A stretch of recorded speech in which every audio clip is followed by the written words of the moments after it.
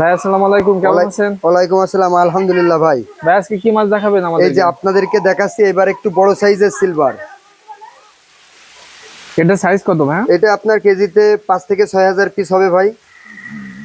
এটা market price কেমন যাচ্ছে? এইটার মার্কেট প্রাইস আছে অনলি 1000 টাকা কেজি ভাই। অনলি 1000 টাকা? অনলি 1000 টাকা কেজি। এটা 2026 সালের একদম নতুন মাছ ভাই।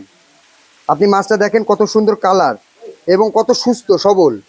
এরকম মাছ যদি সুস্থ সবল মাছ নিয়ে কোনো চাষি চাষ করে, সেই ক্ষেত্রে চাষে অনেক ডেভেলপমেন্ট করার সম্ভাবনা থাকবে।